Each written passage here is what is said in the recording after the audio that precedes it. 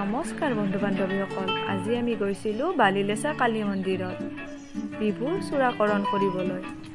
প্ৰথমে গৈয়ে দুটা টিকট সংগ্ৰহ কৰিলোঁ, এটা মন্দিৰত শৰাই পতা আৰু আনটো চূড়াকৰণৰ। এয়া আমি তিনিওৰ লগত গৈছিল 2 মা, মোৰ ভাইটি আৰু ভতিজীজনী। এয়া 2 বিয়নী, বিভু মোমায়েকৰ লগত,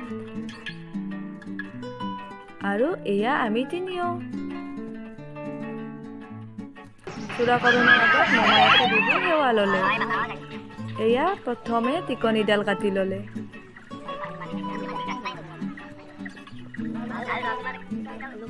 দেৱে কৈ আছিল যে ক'তো কাট নলগাকৈ হ'লে মনটো ভাল লাগে।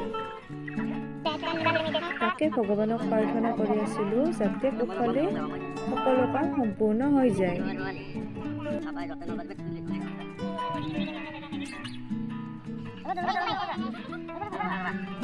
মোমায়েকে তাক জোকাই আছিল, টাকলু হৈ গ'ল বুলি। এয়া হৈ গ'ল, একো অসুবিধা নোহোৱাকৈ, ক'তো কাট নলগাকৈ সকলোখিনি কুশলে হৈ গ'ল। কিন্তু সি খুব কান্দিছে স্কুলত জোকাব টাকলা বুলি। তাৰপিছত এয়া পুখুৰীটোত অকণমান তাক গা ধুৱাই দিছোঁ। পানীখিনি খুব ঠাণ্ডা থকাই তাতো সি কান্দিব আৰম্ভ কৰিছে। এয়া চাওক কিমান মাছ আৰু হাঁহ পুখুৰীটোত চৰি আছে।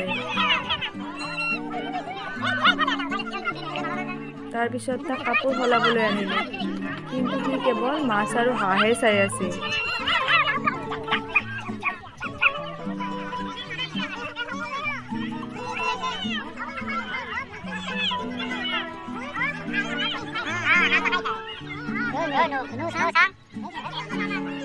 চবৰে আগত কাপোৰ খুলিব তাৰ লাজ লাগে, নুখুলে। তাৰপিছত এনেকৈ মাছ আৰু হাঁহক তাৰ পৰা আহাৰ কিনি দিলোঁ।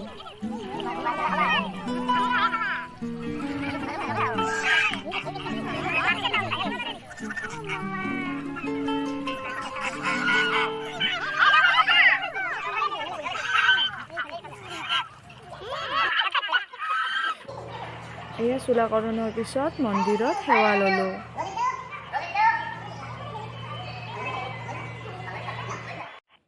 চূড়াকৰণৰ পিছত বিভুৰ এয়া নতুন ৰূপ।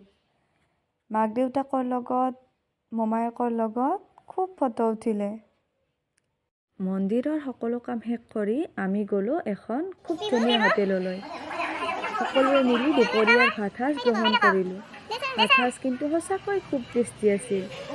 আৰু এনেদৰে আমি এটা খুব সুন্দৰ দিন উপভোগ কৰিলোঁ। Bye bye.